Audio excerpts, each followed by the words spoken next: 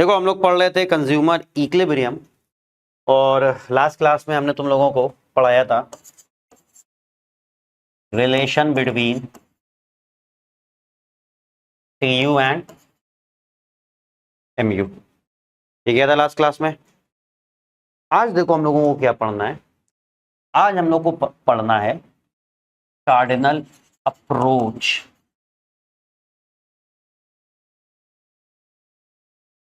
Cardinal approach मतलब आज हम लोग पढ़ेंगे marginal utility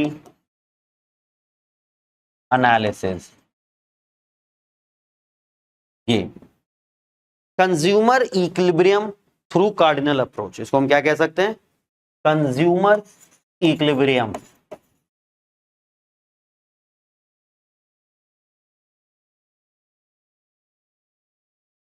through cardinal approach, और उसी को बोला जाता है मार्जिनल यूटिलिटी एनालिसिस।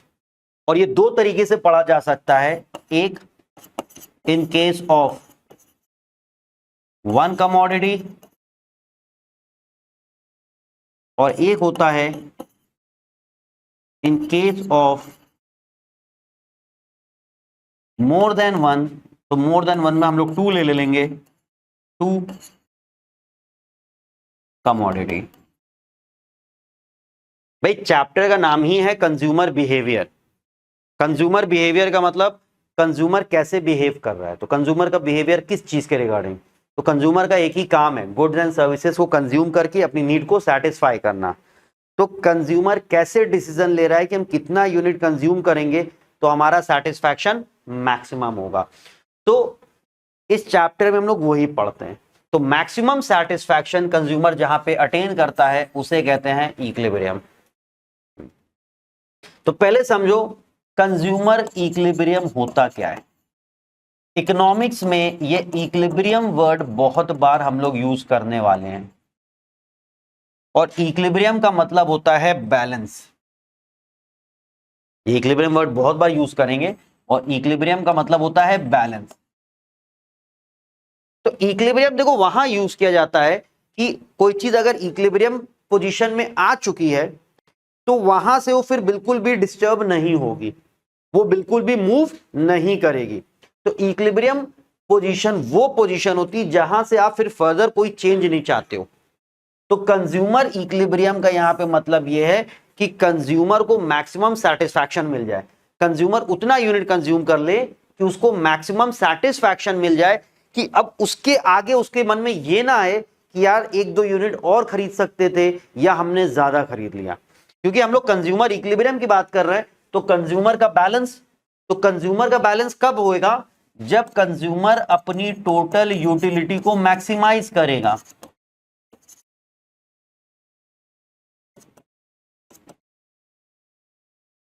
समझे बात? कंज्यूमर इक्विलिब्रियम में कब आएगा? जब कंज्यूमर अपनी टोटल यूटिलिटी को मैक्सिमाइज करेगा। मतलब कंज्यूमर को क्या अटेन हो जाए? Maximum satisfaction. तो नंबर ऑफ यूनिट्स वो परचेज कर रहा है, तो उसको डिसीजन लेना है कि what unit should be consume. Consumer को क्या डिसीजन लेना है? What unit should be consume. कितना यूनिट वो कंज्यूम करे ताकि उसकी टोटल यूटिलिटी मैक्सिमाइज हो जाए, उसको मैक्सिमम सेटिस्फैक्शन हो। फॉर एग्जांपल कंज्यूमर कहता है कि यार हम 5 यूनिट पे हमें मैक्सिमम सेटिस्फैक्शन हो गया, हमें इक्विलिब्रियम अचीव हो गया, हमने इक्विलिब्रियम अटेन कर लिया 5 यूनिट पे। तो इसका क्या मतलब है? अगर वो 5 यूनिट पे इक्विलिब्रियम आ गया है तो 5 से ना वो 6 यूनिट जाएगा ना वो 4 यूनिट आएगा। तो इक्विलिब्रियम वो पोजीशन है जिससे ना आप आगे जाना चाहोगे ना पीछे आना चाहोगे। तो इक्विलिब्रियम मतलब आपको एक स्टेबल पोजीशन मिल गई। ठीक है, तो कंज्यूमर का सेटिस्फैक्शन मैक्सिमम हो गया, मतलब उसकी टोटल यूटिलिटी मैक्सिमाइज कर गई। तो बेसिकली हमें इस चैप्टर में यही चीज पढ़ना है कि भाई कितना यूनिट कंज्यूम करके मैक्सिमम सेटिस्फैक्शन होता है, कितना यूनिट कंज्यूम करके मैक्सिमम सेटिस्फैक्शन होता है। तो अब ये कितना यूनिट कंज्यूम करे ये कैसे पता चले? उसके लिए हमारे पास एक है कार्डिनल अप्रोच। कार्डिनल अप्रोच जहां पे, जिसको हम लोग मार्जिनल यूटिलिटी एनालिसिस कहते हैं, और इसको दो तरीके से समझते हैं कि अगर कंज्यूमर सिर्फ एक कमोडिटी कंज्यूम कर रहा है तो मार्जिनल यूटिलिटी एनालिसिस यूज करके हम लोग ये पता करते हैं कि कितने यूनिट पे उसको मैक्सिमम सेटिस्फैक्शन मिलेगा, कितने यूनिट पे उसकी टोटल यूटिलिटी मैक्सिमाइज होगी। और दूसरा, क्योंकि प्रैक्टिकली अगर आप देखो तो कंज्यूमर सिर्फ एक कमोडिटी नहीं कंज्यूम करता, एक से ज्यादा कंज्यूम करता है, ठीक है। तो अगर वो एक से ज्यादा कंज्यूम कर रहा है तो ज्यादा में तो कोई लिमिट नहीं है, तो हम सिर्फ 2 कमोडिटी ले लेंगे। और हम ये बताएंगे कि अगर कंज्यूमर 2 कमोडिटी कंज्यूम कर रहा है, मान लो ए और बी, तो ए का कितना यूनिट और बी का कितना यूनिट कंज्यूम करेगा ताकि उसकी टोटल यूटिलिटी क्या हो जाए, मैक्सिमाइज हो जाए। और ये चीज किसके थ्रू बताएंगे हम लोग, मार्जिनल यूटिलिटी एनालिसिस। तो कंज्यूमर इक्विलिब्रियम क्या है, consumer is said to be in equilibrium when he allocate his income on purchase of good and services in such a way that his total utility maximises. Consumer is said to be in equilibrium when he allocate his given income on purchase of goods and services in such a way that his total utility maximizes. इस तरीके से वो income को खर्चा करता है कि उसकी टोटल यूटिलिटी मैक्सिमाइज हो जाए, मैक्सिमम हो जाए, ठीक है, ये चीज। और इसको हम फाइंड कैसे कर सकते हैं, हमारे पास एक अप्रोच है कार्डिनल अप्रोच, वैसे तो 2 अप्रोच हैं, एक कार्डिनल और एक ऑर्डिनल।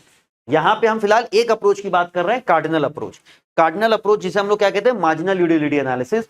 और हम मार्जिनल यूटिलिटी एनालिसिस के थ्रू ये बताएंगे कि कितने यूनिट पे मैक्सिमम सेटिस्फैक्शन होगा अगर सिर्फ एक कमोडिटी कंज्यूम कर रहा है, और अगर 2 कंज्यूम कर रहा है तो दोनों के कितना कितना यूनिट परचेज करेगा कि उसका मैक्सिमम सेटिस्फैक्शन होगा, ठीक है, समझे ये चीज।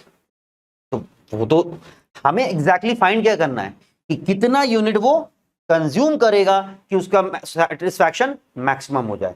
तो हमें फाइंड क्या करना है, यूनिट्स कंज्यूम, चाहे वो इन केस ऑफ 1 कमोडिटी हो चाहे इन case of 2 commodity.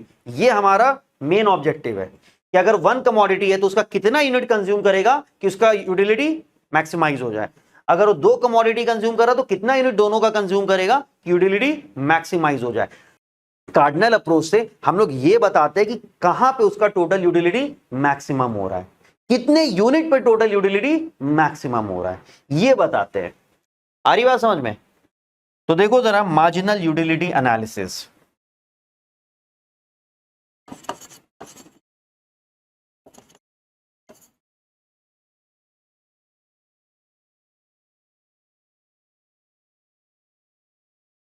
In case of 1 commodity,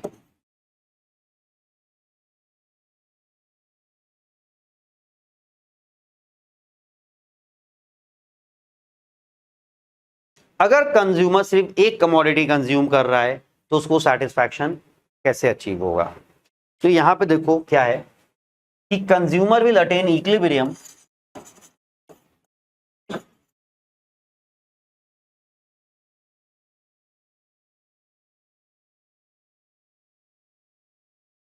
when condition when marginal utility of last unit is equal to price paid for that unit, ठीक है। कि कंज्यूमर इक्विलिब्रियम में कब होगा कि जो भी उसकी आखिरी यूनिट होनी चाहिए जहां पे वो रुकेगा, लाइक हमने एग्जांपल लिया था 5 यूनिट का, जब वो 5 यूनिट पे आएगा तो 5th यूनिट की जो मार्जिनल यूटिलिटी होगी, तो जो भी उसका लास्ट यूनिट होगा उसकी जो मार्जिनल यूटिलिटी होगी वो प्राइस के बराबर होनी चाहिए। मार्जिनल यूटिलिटी किसके बराबर होनी चाहिए, प्राइस के बराबर होनी चाहिए। Means MUX is equal to PX, ये होना चाहिए। X कमोडिटी हो गई तो marginal utility of X must be equal to price paid for X। अब देखो होता क्या है कि ये कंडीशन ऐसे क्यों बनी, ये कंडीशन बेसिकली ऐसे होती है, MUX upon PX is equal to MUM। Condition ये है MUX upon PX is equal to MUM, जहां पे MUX क्या है, marginal utility of X, PX क्या है, प्राइस ऑफ X, ठीक है। और MUM क्या है, ये है मार्जिनल यूटिलिटी ऑफ मनी, क्योंकि मनी भी तो कमोडिटी है, हर कमोडिटी की यूटिलिटी होती है, मनी भी एक कमोडिटी है, मनी की भी यूटिलिटी है, लेकिन हम मनी की यूटिलिटी को क्या मान लेते हैं, कांस्टेंट मान लेते हैं। कांस्टेंट मानने का मतलब हम इसको 1 ले लेते हैं, ठीक है। तो जब आपने इस इक्वेशन में MUM को 1 ले लिया, तो अब ये इक्वेशन कैसी होगी, कांस्टेंट मान लिया मतलब 1 ले लिया, MUX upon PX is equal to 1, क्योंकि जो आप कांस्टेंट मानते हो उसका इफेक्ट खत्म हो जाता है। तो एक नंबर 1 ऐसा है कि उससे कुछ भी मल्टीप्लाई होगा, इफेक्ट क्या रहेगा, कुछ नहीं। भाई 1 से कोई भी नंबर मल्टीप्लाई करो सेम आएगा। तो अगर आप किसी को कांस्टेंट मान रहे हो, तो कांस्टेंट मानने का मतलब उसके इफेक्ट को खत्म कर रहे हो। तो इफेक्ट को खत्म करने के लिए आपने उसको क्या ले लिया, 1। तो यहां से ये PX इधर चला जाएगा, तो अल्टीमेटली क्या आ जाएगा, MUX is equal to PX। अगर याद हो लास्ट क्लास में तो हमने बताया था कार्डिनल अप्रोच की अजम्पशन है, ठीक है। तो इससे पहले कि हम इसको एक्सप्लेन करें और फर्दर डिटेल में, इसके जरा अजम्पशन देख लो।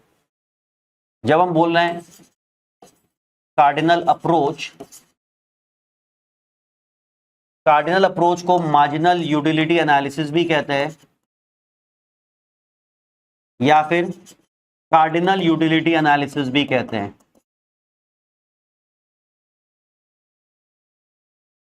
कार्डिनल यूटिलिटी, जो यूटिलिटी नंबर्स के फॉर्म में मेजर होती है, ये सब एक ही है, याद रखना, ये सब क्या है, सेम ही है।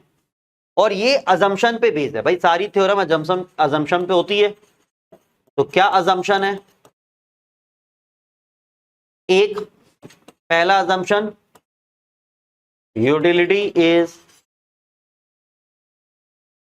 मेजरेबल, ये पहले भी बताया है।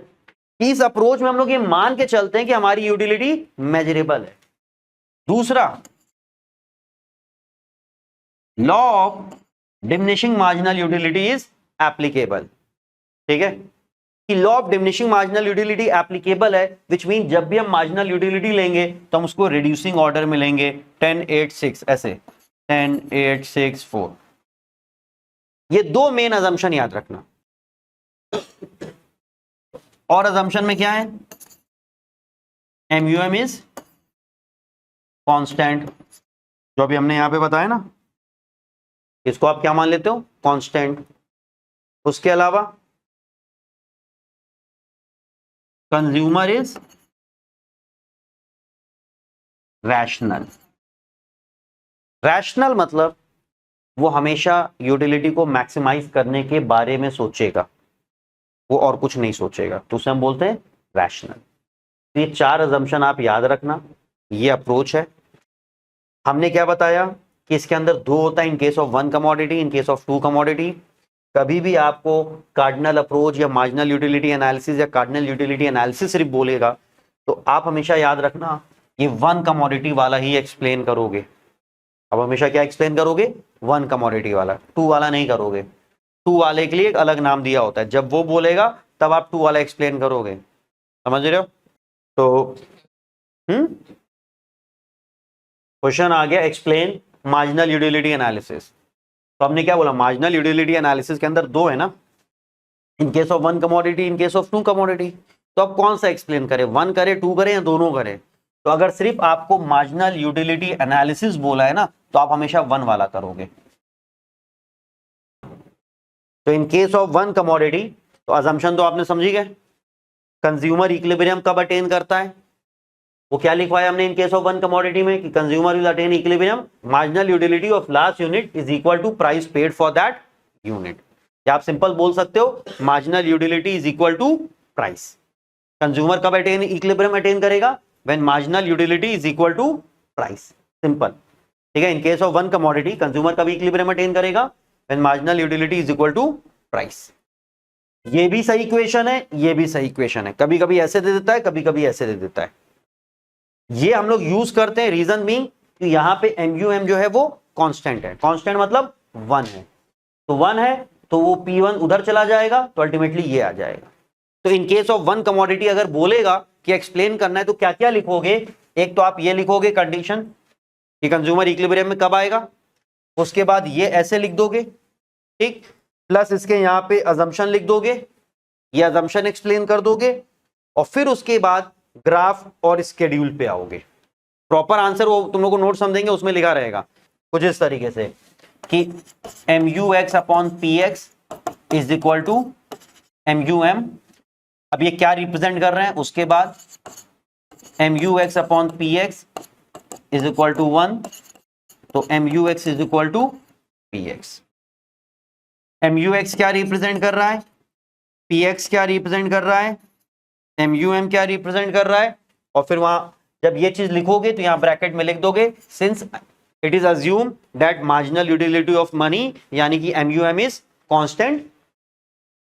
ठीक है, तो हम लोग ने MUM को क्या ले लिया, MUM इज इक्वल टू 1 लिख लिया, तो ये आ गया, और यहां से ये, तो एग्जैक्टली आपको ये लिखना है, ये और ये। इतना समझ में आया? अब इसमें ग्राफ और स्केड्यूल भी बनाओगे। देखो जरा, स्केड्यूल बनाना है, आप यूनिट लिखोगे, मार्जिनल यूटिलिटी लिखोगे और प्राइस लिखोगे। ठीक है, यूनिट 1 2 3 4 5 10 8 6 4 2। ठीक है, ये लिखा, और आपने लिख दिया प्राइस इज 6,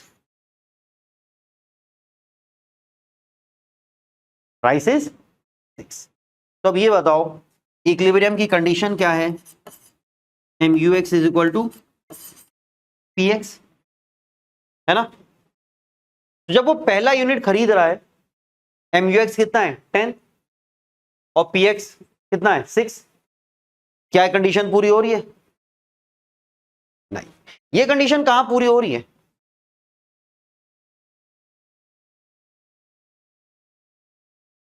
ये ग्राफ स्केड्यूल लिखा, ठीक है, और स्केड्यूल लिखने के बाद आप ये मेंशन करोगे consumer will attain equilibrium when he buy 3 unit because marginal utility of third unit is equal to price of third unit. यहां पे हमने क्या लिखा? Consumer will attain equilibrium when he consumes 3 units because MUX is equal to PX is equal to 6। ये हमने थोड़ा सा short में लिख दिया है ये चीज। इसके ऊपर आप देखो तो सिचुएशन क्या है? MUX is more than PX, है ना? और इसके नीचे पे अगर आप देखो तो सिचुएशन क्या है? MUX is less than PX। ये इक्विलिब्रियम की कंडीशन है, और ये दोनों जो कंडीशन है ना,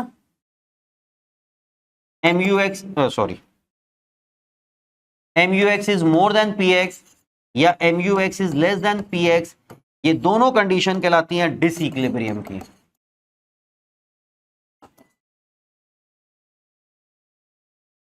तो इक्विलिब्रियम ये है, और ये क्या है? डिसइक्विलिब्रियम। तो आंसर में आपको यह भी लिखना पड़ता है कि आप डिसइक्विलिब्रियम से इक्विलिब्रियम कैसे आ रहे हो। मतलब कि अगर MUX is more than PX है तो यहां से आप MUX is equal to PX तक कैसे आओगे, आपको यह भी लिखना पड़ेगा। अब एक चीज समझो, मार्जिनल यूटिलिटी और प्राइस, इन दोनों में एज अ कस्टमर आपके कंट्रोल में क्या है? प्राइस है आपके कंट्रोल में कि मार्जिनल यूटिलिटी है? हाँ भाई, मार्जिनल यूटिलिटी। भाई कस्टमर प्राइस को तो कंट्रोल कर नहीं सकता है, लेकिन कस्टमर किसको कंट्रोल कर सकता है? कंज्यूमर जो है मार्जिनल यूटिलिटी को अपने इन्फ्लुएंस कर सकता है। कैसे? अगर वो यूनिट बढ़ा दे तो मार्जिनल यूटिलिटी क्या होगा? गिर जाएगा। Law of diminishing marginal utility पढ़ाया था ना। और अगर वो यूनिट कम कर दे तो मार्जिनल यूटिलिटी बढ़ जाएगा। तो अपने यूनिट्स को एडजस्ट करेगा, जिसकी वजह से मार्जिनल यूटिलिटी एडजस्ट होगी और हम यहां से इस लेवल पे आएंगे। समझे बात? एक एज अ कंज्यूमर अपनी यूनिट्स को नहीं कंट्रोल कर सकते हो। कर सकते हो कि नहीं कर सकते हो? कर सकते हो। क्या तुम प्राइस को चेंज कर सकते हो? तुम किसको कंट्रोल कर सकते हो? यूनिट्स को। और यूनिट्स के चेंज होने से क्या चेंज होगा? मार्जिनल यूटिलिटी चेंज होगा। तो अभी देखो मार्जिनल यूटिलिटी कम है कि ज्यादा है? प्राइस से ज्यादा है। तो बराबर लाने के लिए वो प्राइस को तो नहीं बढ़ा सकता है, लेकिन वो मार्जिनल यूटिलिटी को गिरा सकता है। कैसे गिराएगा? ही विल कंज्यूम मोर या less? he will consume more. As a result, mu falls. ठीक है, ऐसे देखो ना कि उसने पहला यूनिट कंज्यूम किया, यहां देखो तो ये सिचुएशन है, इक्विलिब्रियम तो है नहीं, तो वो पहले से किधर आ गया? सेकंड पे आ गया। प्राइस सेम रहा लेकिन mu कम हो गया, बट अभी भी इक्विलिब्रियम नहीं है, तो उसने फर्दर एक यूनिट बढ़ाया। प्राइस सेम रहा लेकिन mu फॉल कर गया, देखो इक्विलिब्रियम आ गया। ठीक है, तो यहां पे यही चीज हम लोग लिख रहे हैं कि will consume more, as a result mu falls. और कब तक फॉल करता रहेगा? जब तक ये इक्विलिब्रियम हो जाए, मतलब टोटल यूटिलिटी मैक्सिमाइज हो जाएगी।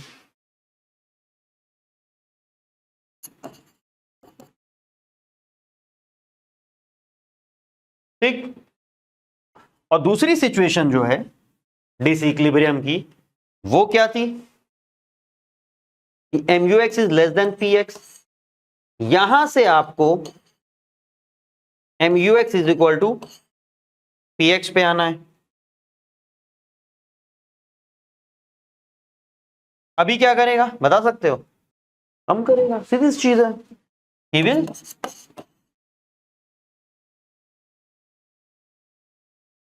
buy less, जिससे क्या होगा? MU राइज करेगा और राइज करते करते इसके बराबर आ जाएगा।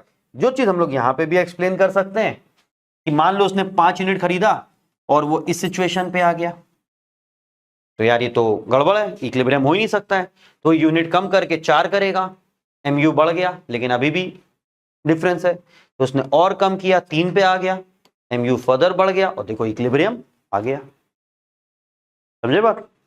तो ये है तुम्हारा इन case of one commodity using schedule. इसी चीज को आप ग्राफ से भी कैसे दिखा सकते हो वो देख लो।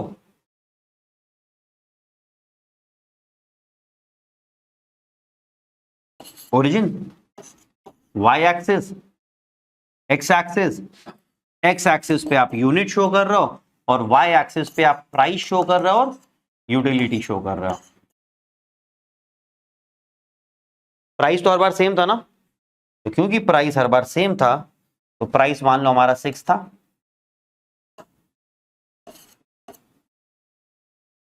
ठीक है, तो ये आपका ऐसे हो गया, ये हो गया प्राइस P। और मार्जिनल यूटिलिटी कैसे बनता है? मार्जिनल यूटिलिटी ऐसे होता है, डाउनवर्ड स्लोपिंग। लास्ट क्लास याद करो, मार्जिनल यूटिलिटी ऐसे ही पढ़ाई थी, तो हम लोगों ने एक साथ बनाया था ना, तो एक साथ में हमने पहले मार्जिनल यूटिलिटी ऐसे बनाई थी। ठीक, इस बार भी तो देखो वैसे ही तो बना रहे हैं भाई। यहां टच क्यों नहीं करा रहे हैं? क्योंकि हमने एक चीज बताई थी कि वो जब आप law of diminishing marginal utility बनाते हो, जब आप रिलेशन दिखाते हो तो बताते हो कि मार्जिनल यूटिलिटी इसको टच करके नीचे तक जा सकता है। समझ रहे हो? जा सकता है, लेकिन एक्चुअल में कंज्यूमर कभी यहां तक जाएगा ही नहीं। भाई ऐसे समझो ना, जिस चीज से कि आपको नीड नहीं उस चीज से आपको सेटिस्फैक्शन नहीं। हाँ भैया हमने बताया जिसकी नीड है उसी की सेटिस्फैक्शन है। यहां पे टच करने का मतलब है कि आपका सेटिस्फैक्शन जीरो, विच मीन आपका need zero. Satisfaction zero, need zero. तो जब नीड है ही नहीं तुम उस पर पैसा खर्चा करोगे नहीं। जिस चीज को आपको नीड नहीं आप उसका पैसा क्यों खर्चा करोगे भाई। फॉर एग्जाम्पल हील वाली सैंडल्स क्या लड़के पहन के घूमेंगे, क्या तुम खरीदोगे? तुम्हें उसकी नीड है तो क्या तुम उसको खरीदोगे? नहीं। तो तुम जब उसकी नीड ही नहीं है तुम उसको खरीदोगे नहीं, क्योंकि वो तुम्हारी नीड को पूरा कर नहीं सकता है, उसके लिए यूटिलिटी तुम्हारी क्या हो जाएगी? जीरो। तो सेम वही चीज है, यहां आने का मतलब है यूटिलिटी जीरो। तो कोई कंज्यूमर कभी इस पॉइंट तक जाएगा ही नहीं, मतलब मार्जिनल यूटिलिटी यहीं कहीं पे रुक जाता है। तो इसलिए हम लोग सिर्फ इतना बनाते हैं, ठीक है। और जहां पे मार्जिनल यूटिलिटी और प्राइस मीट कर रहे हैं उसे हम लोग ई लिखते हैं, ई फॉर इक्विलिब्रियम। और यहां हमने लिख दिया 3, क्योंकि हमारा 3 यूनिट था ना, तो 1 2 3 एंड सो ऑन। ये ई हो गया mu is equal to P. और 3 से अगर कोई भी कम यूनिट देखोगे तो ये क्या है? mu is more then p। 3 से कोई भी ज्यादा यूनिट देखोगे तो वो क्या है? mu is less then p। आ रही बात समझ में? नहीं समझे तो ग्राफ में नहीं दिख रहा है ना ये चीज। हाँ भाई काशवा तुमको ग्राफ में विजिबल है ना, yellow line marginal utility, white line price. यहाँ येलो ऊपर है, 3 से कम आ गए 1 या 2, ठीक है। तो क्या ये इक्विलिब्रियम है? नहीं। तो इक्विलिब्रियम के लिए उसको मान लो फॉर एग्जांपल वो इतने पे था, ठीक है, 1 यूनिट उसने खरीदा है, तो ये सिचुएशन है।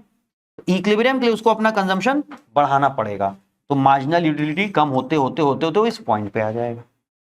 और अगर वो इधर है तो अपना कंजम्पशन कम करेगा, तो मार्जिनल यूटिलिटी बढ़ते बढ़ते वापस से इस पॉइंट पे आ जाएगा। ये है पूरा marginal utility analysis in case of one commodity. तो एक क्वेश्चन तुम लोग की बुक का ही है, प्राइस हमको दिया हुआ है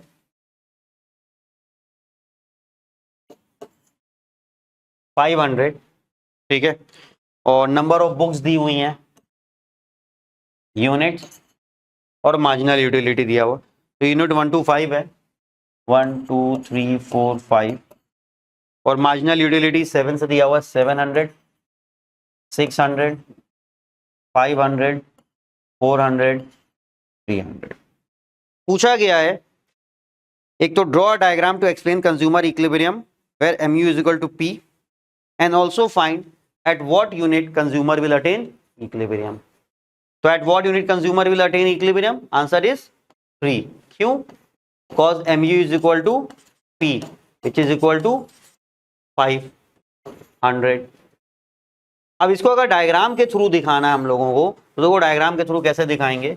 ये 700 तक जा रहा है, 100 200 300 400 500 600 700, और यहाँ पे ओरिजिन, और ये 1 ये 2 ये 3 ये 4 ये 5 ये 6, और इसको प्लॉट करोगे प्रॉपर लाइक 1 पे 700, तो 1 पे 700 ये पॉइंट है, 2 पे 600, 3 पे 500, 4 पे 400, 5 पे 300, और ये हमने प्लॉट किया। ये हो गया हमारा क्या? mu। सिंस प्राइस इज 500 और प्राइस हर बार कांस्टेंट रहेगा, तो ये हमने प्राइस, ये हो गया प्राइस, और ये हमारा पॉइंट ऑफ इक्विलिब्रियम हो गया E, जो कि 3 यूनिट पे है। ऐसे ही ग्राफ से दिखा दिया, ठीक है। और यहां पे लिख दिया y एक्सिस पे क्या शो कर रहे हैं? प्राइस एंड यूटिलिटी, और x एक्सिस पे शो कर रहे हैं यूनिट। x एक्सिस पे क्या शो कर रहे हैं? यूनिट। और इक्विलिब्रियम पे उसकी टोटल यूटिलिटी कितनी होगी? टोटल यूटिलिटी इक्विलिब्रियम पे होगी ये 700 प्लस 600 प्लस 500, तो ये हो जाएगा 1800 ये उसकी मैक्सिमम यूटिलिटी है, क्योंकि वो 3 यूनिट कंज्यूम कर रहा है ना भाई, ये first unit, second unit, third unit है, तो answer is 3, which mean consumer will consume या consumer will buy 3 unit in order to attain maximum satisfaction. ठीक है, तो अब 3 यूनिट जब कंज्यूम कर रहा है तो 3 यूनिट की टोटल यूटिलिटी क्या बनेगी, 700 plus 600 plus 500 which will be 1800। ठीक है, ये चीज है। बाकी इसके बाद देखो बचता है इन केस ऑफ 2 कमोडिटी, छोटा ही सा था बट ठीक है, एक काम करेंगे 2 कमोडिटी वाला नेक्स्ट क्लास में बता के उस पे बेस्ड न्यूमेरिकल्स कर लेंगे नेक्स्ट क्लास में। चलो पैकअप करते हैं फिर, आज के लिए इसको इतना ही रखते हैं।